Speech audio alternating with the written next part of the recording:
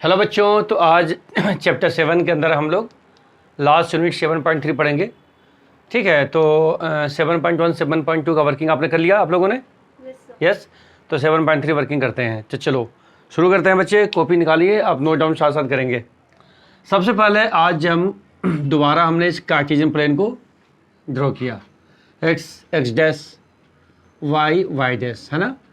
Cartesian plane, बार बार इसको बोला कीजिए। ये कार्टेशियन प्लेन है और इसी के थ्रू हम लोग सारे वर्किंग कर रहे हैं। अब इस कार्टेशियन प्लेन पर सपोज करो कि मैं यहाँ पर 3 पॉइंट ले रहा हूँ। ध्यान देना, पॉइंट ए, पॉइंट बी और पॉइंट सी। ठीक है, पॉइंट ए, पॉइंट बी और पॉइंट सी। पहले बताओ इन तीनों पॉइंट का नेचर क्या है, राइट? तो बेटा आप बोलोगे कि सर ये तीनों पॉइंट क्या है? Non collinear. तीनों पॉइंट आपको नॉन कोलिनियर पॉइंट है, मतलब तीनों पॉइंट एक लाइन पर नहीं है, एक स्ट्रेट लाइन पर नहीं है, है ना। अगर तीनों पॉइंट एक लाइन पर होता बेटा तो इसको क्या बोलता है? Collinear points, right. तो ये 3 पॉइंट आपको नॉन कोलिनियर है। अब बताओ, इस चैप्टर में मैं शुरू से बता रहा हूँ बच्चे कि अगर आपके पास ए का पोजीशन यहाँ है, बी यहाँ है, सी यहाँ है, तो इसके पोजीशन को कौन डिफाइन करेगा? कोऑर्डिनेट। तो हम यहाँ पर ए पॉइंट का coordinate x1 y1, B point का x2 y2 और सी पॉइंट का x3 y3 डिफाइन कर दिया। ठीक है, कोऑर्डिनेट आपने डिफाइन कर दिया। Join A to B, A to C and B to C. अब देखिए, this figure is a triangle. तो आज की क्लास है एरिया ऑफ ट्रायंगल। हम पढ़ने जा रहे हैं बेटा इस चैप्टर का सबसे important topic, area of triangle ABC.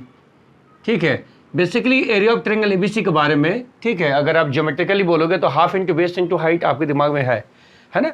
आज हम लोग पढ़ने जा रहे हैं कोऑर्डिनेट के हेल्प से, with the help of the coordinate x1 y1 x2 y2 x3 y3, how to calculate area of the triangle ABC. Clear हो गया मेरी बात समझ में आ रहा ना? ठीक है, चलिए ध्यान से सुनिए।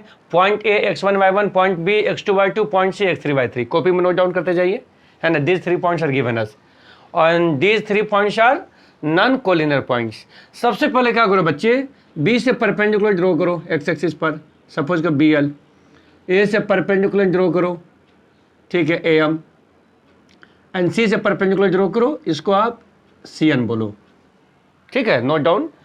B L is perpendicular from B to X axis, A M is perpendicular from A to X axis, C N is perpendicular from C to X axis. Clear है? अच्छा, परपेंडिकुलर है तो अंडरस्टूड है कि this is 90, this is also 90, this is also 90। अब बताओ, ठीक है, क्लास 9th में आपने बेसिक पढ़ा है, these 3 are perpendicular, these 3 are perpendicular on X axis. Definite है कि दीज 3 आर पैरेलल लाइंस, है ना। आपके सामने दिख रहा है कि अगर मान लो कि यहाँ 90 डिग्री है, this is 90 degree, this is also 90 degree, तो बच्चे दोनों क्या है? Pair of corresponding angles. ठीक है, और ये दोनों बराबर है तो ऑब्वियस है कि this line is parallel to this line. Similarly we can say this line is also parallel to this line. समझ गए? तो इसका मतलब है तीनों लाइन आपस में क्या है? पैरेलल है, पैरेलल है। ठीक है, यहाँ तो कोई दिक्कत नहीं है। Now O is the origin. O के बारे में तो मैं हर क्लास में बोलता हूँ। दिस इज रेफरेंस पॉइंट, इसको मैथ में रेफरेंस पॉइंट बोलते हैं बेटा, और इसके द्वारा हम किसी पॉइंट को डिफाइन करते हैं इन टर्म्स ऑफ कोऑर्डिनेट। चलिए अब मैं यहाँ पर बोलता हूँ, ध्यान से देखिए। ए बी एल एम, बताइए A B L M figure क्या है? A B L M figure trapezium है, क्योंकि ट्रेपीजियम के बारे में आपने बहुत बार पढ़ा होगा 9th क्लास 8th क्लास में, कि trapezium is the quadrilateral in which one pair of side is parallel. One pair आपको साइड पैरेलल होता है and one pair is non parallel sides. तो इसका मतलब है यहाँ पर देखो B L parallel to A M है, तो B L A M parallel है और बाकी 2 साइड होंगे ए बी और एल एम, है ना, नॉन पैरेलल साइड। उसी तरह से बेटा ए M N C, this is also one of the trapezium. ठीक है, और बी एल एन सी भी ट्रेपीजियम है।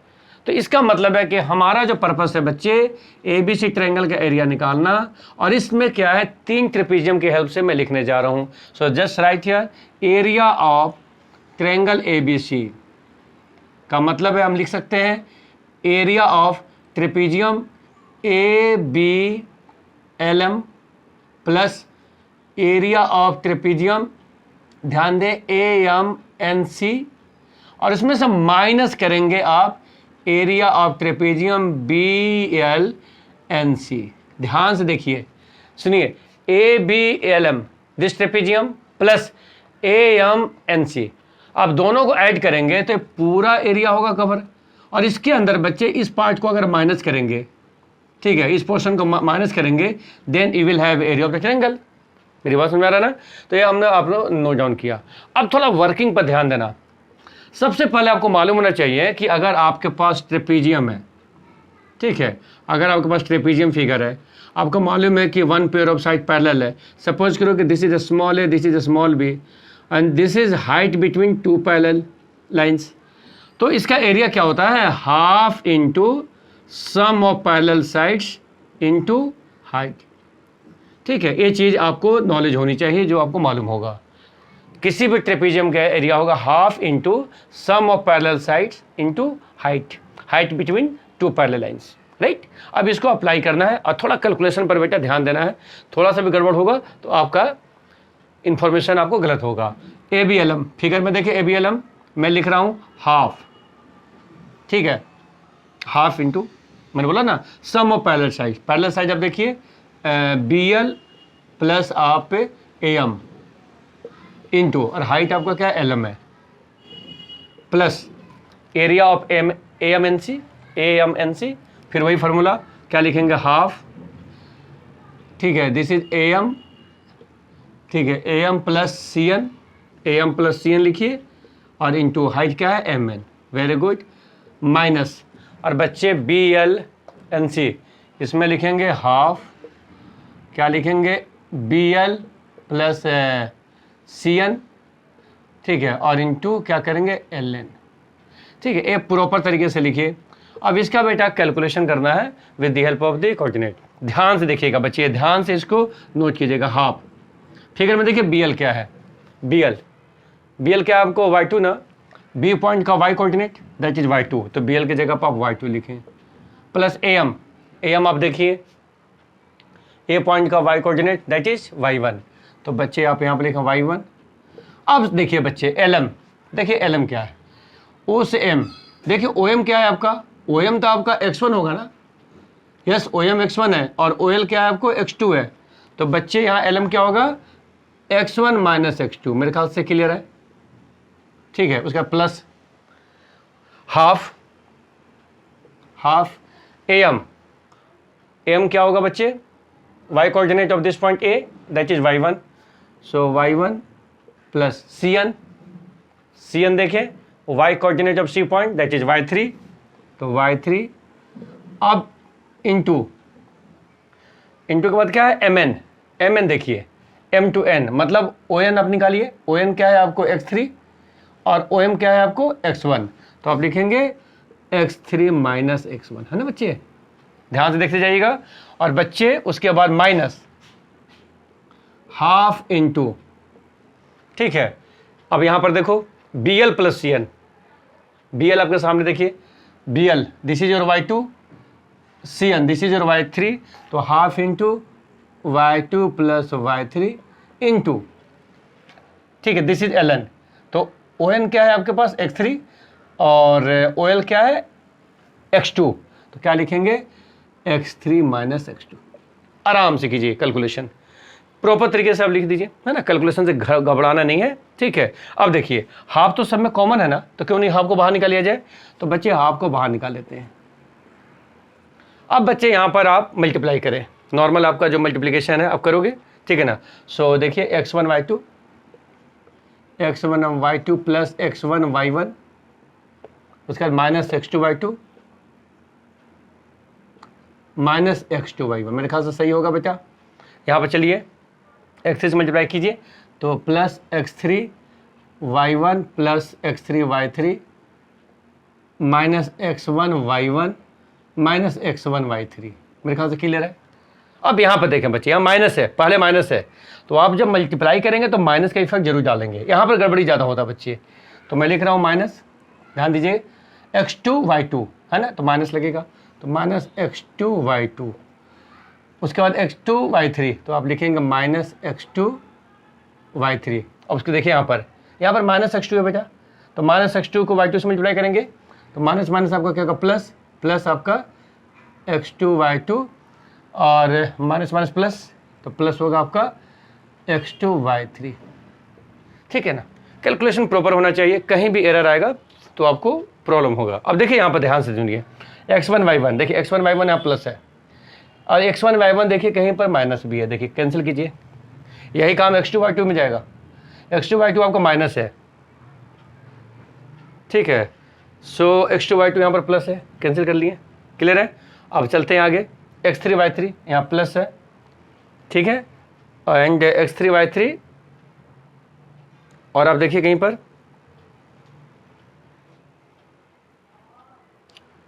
x3 y3 देखिए, x3 यहाँ पर मैंने बोला x3 y3 प्लस है और x3 y3 एक और आपके पास टर्म्स होना चाहिए, है ना। अब देखिए यहाँ पर पहले कैलकुलेशन के अंदर ध्यान से देखिए, यहाँ पर x3 y3 यहाँ पर प्लस आ रहा है। अच्छा यहाँ पर आप देखो, यहाँ पर आपने क्या लिखा, ठीक है, this is your x3 minus x2 है ना, so this is x3 minus x2, नहीं x3 माइनस x2, तो कैलकुलेशन में आपका यहाँ पर देखो क्या होगा, this is your minus x3 y2, this is x3 y2 है और minus plus this is your x3 y3 minus x3 y3 है, शाबाश। और यहाँ पर बेटा आपका minus x2 y2, this is your minus minus plus x2 y2, ठीक है, एंड दिस इज, ठीक है, समझ में आ गया मेरी बात। तो यहाँ पर बच्चे हम लोग देखो x3 y3 को कैंसिल करेंगे, यहाँ पर कैंसिल करेंगे, ठीक है। थोड़ा सा देखो कहीं भी अगर थोड़ा सा प्रॉब्लम होगा ना तो आपको कैलकुलेशन में एरर आएगा। तो बच्चे यहाँ पर जितने टर्म्स है देखो, आपके पास टोटल टर्म कितने बचेंगे, देखो 1 2 3, ठीक है, 4, ठीक है, 5 और 6 टर्म बच रहा है ना। तो अब यहाँ पर, ठीक है, आप देखिए ध्यान से देखिए, हाफ तो बाहर है ना, तो हाफ बाहर है, तो हाफ को बाहर रखें ब्रैकेट के अंदर। अब यहाँ पर पहले आप x1 को देखा, अगर x1 आप लेते हैं, x1 लेंगे तो ब्रैकेट में आप देखिए y2 माइनस y3 आएगा। आप x1 लेंगे तो देखिए x1 यहाँ पर है और x1 कहीं और भी है, देखो x1 यहाँ भी है, तो x1 कॉमन लेंगे तो y2 minus y3, this is y2, this is y3। उसी तरह से अगर x2 लेंगे तो y3 माइनस y1, समझे, 2 टर्म यहाँ पर आ गया, 2 टर्म यहाँ पर आ गया, कॉमन हम ले रहे हैं, यहाँ पर x1 यहाँ पर x2। और उसी तरह से अगर x3 लेंगे तो आप लेंगे y1 माइनस y2, समझे बच्चे। तो this is the derivation how to find out area of the triangle, ठीक है, किसी ट्रायंगल का एरिया निकालना क्या है। ये फार्मूला बच्चे 10th क्लास में, 11th क्लास में, 12th क्लास में सभी जगह चलता है। अब सबसे इंटरेस्टिंग चीज़ यहाँ पर मैं बता रहा हूँ, ठीक है, अगर आपको पॉइंट देगा तो आप इसमें पुट करोगे, ठीक है, कोऑर्डिनेट को पुट करोगे, लेकिन आपका कंसेप्ट क्या है, एरिया ऑफ ट्रायंगल, आप एरिया की बात कर रहे हो ना, ठीक है। अब इस फार्मूला का स्ट्रक्चर को देखो, ध्यान से देखो, अब कोऑर्डिनेट को अगर आप पुट करोगे, ठीक है, और मान लो कि आप कैलकुलेशन करने के बाद आप आंसर बोलते हो कि सर 1/2 और यहाँ पर इंटू -10 आ रहा, तो इसका क्या मतलब है, आप आंसर -5 तो नहीं लिखोगे ना बच्चे, -5 तो लिखोगे नहीं, क्योंकि area is never negative, area तो नेगेटिव नहीं हो सकता। तो कहने का मतलब है ये जो पोर्शंस है ना, आप इसको मॉड्यूलस, ठीक है, मॉड्यूलस की तरह से लिख सकते हो, इस तरह से भी लिख सकते हो, है ना। आप 11th क्लास में जाओगे तो आप देखोगे कि आपको इस तरह से फॉर्मूला लिखा हुआ है ना। और अगर आप इस तरह से नहीं लिखते हो, ठीक है, तो अगर आपको इस तरह से कैलकुलेशन आता है तो बाद में आप लैंग्वेज में डिफाइन कीजिए कि since area is never negative, so this is not -5, this is 5, और 5 के बाद स्क्वायर यूनिट जरूर लिखा करें, है ना बच्चे, क्योंकि आप कंसेप्ट ऑफ एरिया पढ़ रहे हो with the help of the coordinate.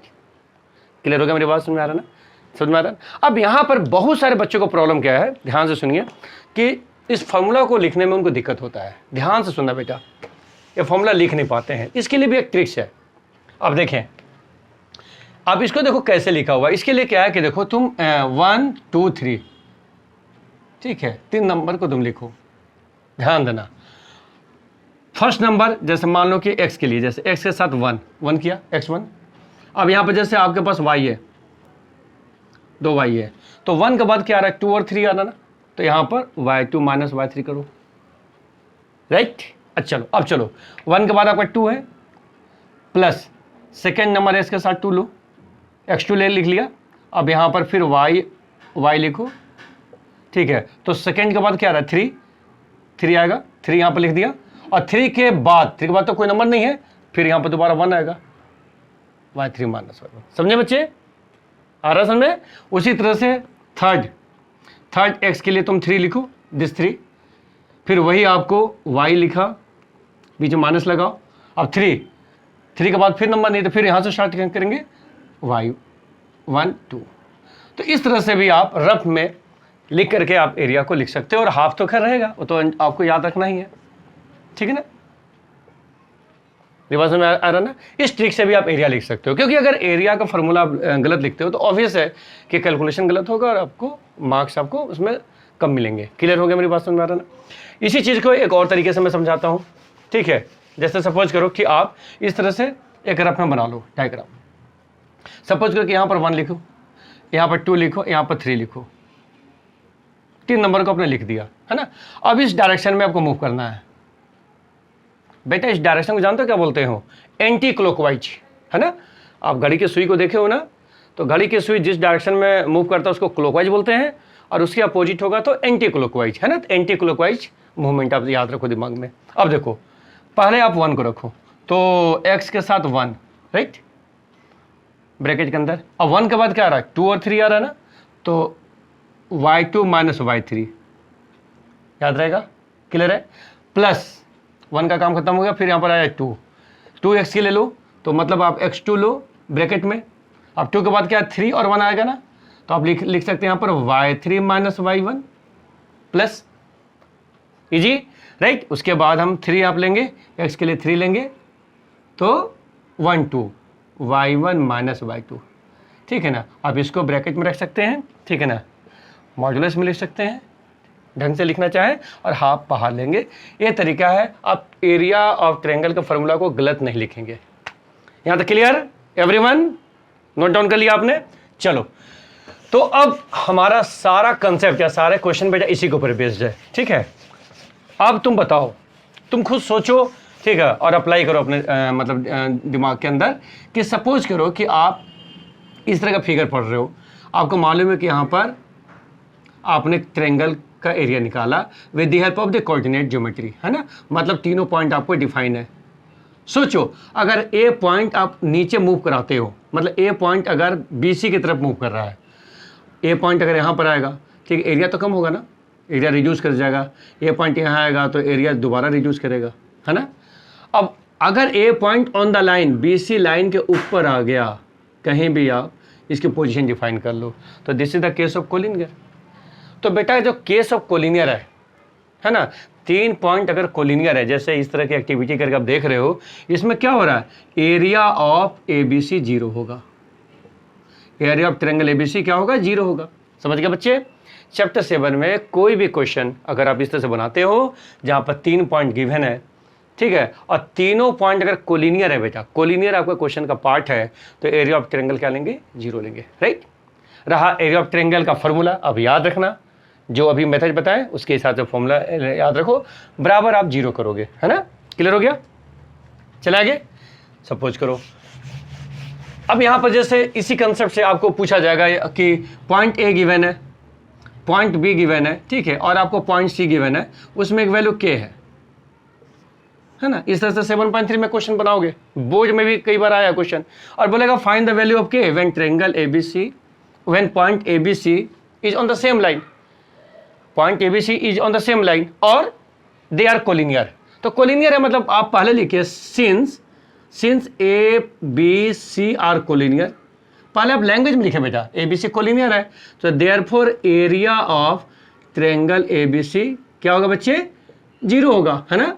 उसके बाद फॉर्मूला आपको मालूम ही है ना, फॉर्मूला कैसे लिखना है, दोबारा बार प्रैक्टिस कर लेते हैं। हाफ बाहर कर दिया अपने ब्रैकेट, 1 2 3 दिमाग में रखो, S के साथ 1 हुआ, ठीक है। मैं उसी तरीके से बोला जिस तरीके से आपको याद होना है, 1 तो y के साथ 2 3, तो y2 minus y3 plus x के साथ 2, x के साथ हमने 2 लिया, तो y के साथ 2 के बाद 3 1 होगा, है ना, तो y3 minus y1 plus x के साथ 3, तो y के साथ y1 माइनस y2, और यहाँ पर बराबर 0 करोगे, जरूर 0 करोगे, ये तो आपका रूल है ना, मेथोडोलॉजी है। अब बच्चे यहाँ पर x1 y1 x2 y2 x3 y3 define कर रखा है। सारे पॉइंट को आप यहाँ पर पुट करो, सब्स्टिट्यूट करो, और आपको मालूम है क्या है y3 है ना। तो इस तरह से कैलकुलेशन से आप k का वैल्यू निकाल लेंगे। मेरे ख्याल से क्लियर है ना एवरीवन? Yes, very good. चले आगे। अब देखो यहाँ पर एक और कंसेप्ट है, समझो। सपोज करो कि आपके पास इस तरह का सिचुएशन आता है, ध्यान देना। आपके पास एक ट्रायंगल है, ये 7.3 का क्वेश्चन है बेटा, है ना। इसका मैं कंसेप्ट बता रहा हूँ क्योंकि कैलकुलेशन आप खुद करना सीखो। कैलकुलेशन करके हम देंगे तो आप कुछ नहीं सीख पाओगे, है ना। इसलिए इसके बेस पर जो डील कर रहे हो, कंसेप्ट हम डील कर रहे हैं ताकि आप अप्लाई करना सीखो। सपोज करो कि ए बी सी 3 पॉइंट है, ठीक। मैंने ए पॉइंट डिफाइन किया, बी पॉइंट डिफाइन किया, सी पॉइंट डिफाइन किया एज पर द क्वेश्चन। तो अब मेरा काम है कि area of A B C निकालने के लिए मैं बोलूँगा बेटा ट्रायंगल ए बी सी का एरिया निकालो। यस, हो जाएगा ना, वेरी गुड। इसका मतलब है ट्रायंगल एबीसी के एरिया का फॉर्मूला लिखोगे और उस फॉर्मूला से आपने आंसर निकालना। सपोज करो कि आंसर आपका 4 आ रहा है, 4, तो 4 स्क्वायर यूनिट्स आप लिख दिए। मैं बोला चलो बच्चे अब देखो, अब इस क्वेश्चन में क्या गिवन है कि जो बीसी है ना बच्चे, बीसी का मिड पॉइंट आपको गिवन है जैसे डी, ठीक है। एसी का मिड पॉइंट गिवन है ई, और एबी का मिड पॉइंट गिवन है एफ। आपको अच्छी तरह से पिछले क्लास में हम लोगों ने सेक्शन फॉर्मूला के बारे में पढ़ा था। देखो अगर डी पॉइंट बीसी का मिड पॉइंट है, डी पॉइंट बीसी का मिड पॉइंट है, तो बीसी के कोऑर्डिनेट और सी के कोऑर्डिनेट के हेल्प से डी निकालोगे ना बच्चे, है ना। क्योंकि डी पॉइंट बीसी को 1:1 में डिवाइड करता है ना। और सेक्शन फॉर्मूला में हमने आपको बोला था कि मिड पॉइंट के लिए x1 + x2/2 y1 + y2/2, है ना। ये आपको याद होना चाहिए, यही तो हमने करवाया था। तो कहने का मतलब है बी पॉइंट आपका जो भी होगा, है ना, सी पॉइंट जो भी होगा। अब जैसे मान लो कि जैसे मैंने इस फॉर्मूला से बोल रहा हूँ x1 y1 है, x2 y2 है, तो डी पॉइंट आप निकालेंगे x1 + x2/2 y1 + y2/2, right. तो इससे क्या है कि आप पहले डी निकालेंगे, डी पॉइंट निकालेंगे। उसी तरह से बेटा अब यहाँ देखें ई ए सी का मिड पॉइंट है, तो आप ई पॉइंट भी निकालेंगे, हाँ जी निकालेंगे। और उसी तरह से एफ पॉइंट भी निकाल सकते हैं जो ए बी का मिड पॉइंट है। समझ में आ गया मेरी बात? जब आपने मिड पॉइंट निकाल लिया तो बच्चे इन तीनों पॉइंट को ज्वाइन करें। अब देखिए आप तीनों पॉइंट को ज्वाइन करें। ए बी तो ट्रायंगल है बच्चे, दिस इज अनदर ट्रायंगल, है ना। तो जब अब बताओ, अब एबीसी को दिमाग से हटाओ, पहले आप डी ई एफ की बात करो। जब ट्रायंगल के अंदर डी पॉइंट है, ई पॉइंट है, एफ पॉइंट है ना, समझ में आ रहा है ना। इसको आप डिफाइन कर दिया, है ना, एक ऑर्डर में डिफाइन कर दो, x1 y1 x2 y2 x3 y3, ठीक है। ऑर्डर आप प्रॉपर ले लो और उसके बाद फार्मूला आपको मालूम है, उससे आप area of triangle D E F निकालेंगे कि नहीं निकालेंगे, हाँ या नहीं बताइए। यस। और मान लो कि कैलकुलेशन आपका आया 1 स्क्वायर यूनिट्स। बच्चों जब दोनों ट्रायंगल के एरिया आप निकाल लेते हो इस वर्किंग से, और लास्ट में अगर कोई बोलेगा कि ओरिजिनल ट्रायंगल और न्यू ट्रायंगल का रेशियो क्या है, तो ये कोई बड़ी बात नहीं है। आपने पूरा क्वेश्चन को एक्सप्लेन कर लिया है, ठीक है। तो लास्ट में जब जाओगे जो आपसे पूछा गया है area of triangle ABC, ratio निकालना है तो आप डिवाइड करेंगे एरिया ऑफ ट्रायंगल डीईएफ, है, और आपका 4/1 डिवाइड करोगे ना सिंपलेस्ट मिलाने के लिए। तो इससे इसको आप फर्दर सिंपल तो नहीं कर सकते ना, इसके आगे तो नहीं जा सकते हैं। तो रेशियो हो गया 4:1। यस, ये क्वेश्चन भी 7.3 में मिलेगा बच्चे। और एक क्वेश्चन ज्योमेट्री में भी आप लोगों ने पढ़ा होगा क्लास 9th में, है ना। क्लास 9th में भी ये क्वेश्चन है। समझ में आ गया मेरी बात? क्लियर हो गया? चला आगे? यस। चलो अब क्वेश्चंस आगे चलते हैं, ठीक है। एक और कंसेप्ट हम बता रहे हैं, सुनिए। सपोज करो कि आपके पास एक ट्रायंगल है, ठीक है, ए बी सी ट्रायंगल है। ए पॉइंट आपका गिवन है, बी पॉइंट गिवन है, सी पॉइंट गिवन है, ठीक है। आपको मालूम है कि अगर 3 पॉइंट गिवन है तो अगर कोई मुझे एरिया बोलेगा तो एरिया निकाल सकते हैं। आपने पढ़ लिया सिलेबस में, है ना, इस टॉपिक में पढ़ लिया। अब सुनिए, ध्यान से सुनिए, ये लास्ट टॉपिक हमारा चल रहा है, ठीक है। अगर मैं बताऊं कि बी सी का मिड पॉइंट मैं बोलता हूं कि डी है, बोलो सर कि अभी आपने पढ़ाया था, हम डी को निकालेंगे क्योंकि किसी भी मिड पॉइंट का coordinate x1 + x2/2, y1 + y2/2, ठीक है। ये आपके दिमाग में है, जहां पर x1 y1 आप b को मान लेते हो, x2 y2 आप c को मान लेते हो और अपने d निकाल दिया। d क्या है? bc का मिड पॉइंट। अब बताओ abc ट्रेंगल है, a तुम्हारा वर्टिस है, ठीक है, आपको ट्रेंगल का वर्टेक्स है। इस वर्टेक्स से अगर d को मिलाओगे, ध्यान से सुनो, दिस इज कॉल्ड मीडियन। ए आपका ट्रेंगल एबीसी का मीडियन कहलाएगा बच्चे, है ना। इस तरह से आप खुद सोचो कि किसी ट्रेंगल में कितने मीडियन ड्रॉ कर सकते हो? 3 कर सकते हो ना। चलो सपोज करो कि एडी एक मीडियन है। अब तुम देखो कि अगर एडी मीडियन है तो मैं इसकी बात कर रहा हूं, ट्रेंगल एबीडी की बात कर रहा हूं, मुझे एरिया ऑफ ट्रेंगल एबीडी निकालना है। तो कोई प्रॉब्लम नहीं है, एरिया ऑफ ट्रेंगल एबीडी हम निकाल सकते हैं। क्यों? क्योंकि ए पॉइंट गिवन है, बी पॉइंट गिवन है, डी पॉइंट गिवन है। हम इस टॉपिक में क्या पढ़ा रहे हैं कि 3 पॉइंट गिवन है सर, तीनों आपको नॉन कोलिनियर पॉइंट्स है, तो एरिया ऑफ ट्रेंगल एग्जिस्ट करेगा। समझ में आ रहा है मेरी बात? तो उस फॉर्मूला से आप एरिया ऑफ ट्रेंगल एबीडी निकाल लिए। सपोज करो कि आप आंसर निकालते हो 10 स्क्वायर यूनिट्स, ठीक है बेटा, आपका ट्रेंगल एबीडी का एरिया 10 स्क्वायर यूनिट्स। अब मैं बोलता हूं कि आप इसका भी एरिया निकालो, तो ठीक है, point A, point D, point C define है, तीनों पॉइंट आपको डिफाइन है, तीनों पॉइंट आपके सामने है। तो उसी फॉर्मूला से आप एरिया ऑफ क्या निकालेंगे? ट्रेंगल ए डी सी निकालेंगे। अब बचाओ, यहां भी आंसर आपको आ गया 10 स्क्वायर यूनिट्स।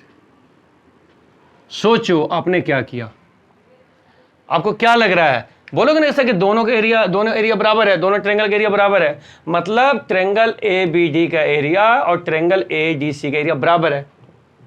बच्चे यही आपको दिखलाना है 7.3 के अंदर एक क्वेश्चन में आपको बोलेगा कि prove that median of any triangle divide it into 2 equal area. ठीक है, किसी भी ट्रेंगल का मीडियन उसको 2 इक्वल एरिया में डिवाइड करता है, तो आपने दिखा दिया। और यहां पर आप ज्योमेट्री में भी इस बात को पढ़ के आए हो, क्लास 9th में चैप्टर 7 में आपने ज्योमेट्री में भी पढ़ा था, है ना, कि median of any triangle divide it into 2 triangle of equal area. समझ में आ गया मेरी बात? क्लियर हो गया मेरी बात? यस, ठीक है। तो अब यहाँ पर इस चीज़ को हम कवर करते हैं, मतलब इसके बारे में जो हमने बताया आप इसको प्रैक्टिस कर लेंगे। चैप्टर 7 के अंदर इस तरह से हम लोगों ने फिनिश कर लिया। 7 चैप्टर मैं दोबारा बता रहा हूँ, कोऑर्डिनेट ज्योमेट्री था। कोऑर्डिनेट ज्योमेट्री के अंदर 3 हमने यूनिट डिफाइन किया। पहला यूनिट था आपको डिस्टेंस फॉर्मूला बेस क्वेश्चन को सॉल्व करना, बनाइए क्वेश्चन को, प्रैक्टिस कीजिए। दूसरा यूनिट था बेटा सेक्शन फॉर्मूला बेस, जिसमें आपने सेक्शन फॉर्मूला को इस्तेमाल किया। सेक्शन फॉर्मूला में हमने बोला 2 केस होता है, इंटरनल और एक्सटर्नल। आपने इंटरनल के ही क्वेश्चन आपने बनाया, एक्सटर्नल पार्ट आपको 11th में पढ़ाया जाता है, लेकिन एक्सटर्नल पार्ट भी मैंने आपको समझाया कि इसका क्या मतलब है, नॉलेज होनी चाहिए, राइट। तो सेक्शन फॉर्मूला के अंदर आपने बहुत सारे क्वेश्चन डील किए हैं। और आज की क्लास थी एरिया ऑफ ट्रेंगल, समझ गया बेटा? तो एरिया ऑफ ट्रेंगल हमने निकाला, ठीक है, और एरिया ऑफ ट्रेंगल के कंसेप्ट में आपने डेरिवेशन देखा और इसके बेस पर आपने सारे क्वेश्चन को डील कर लिए, ठीक है ना। तो आप इसके ऊपर आप रिवीजन करने कीजिए, मैं आपको वर्कशीट आपको ग्रुप में डाल दूंगा, ठीक है। जितने सारे ज़्यादा वर्कशीट आप बनाओगे आपको फ़ायदा होगा, ठीक है। ओके।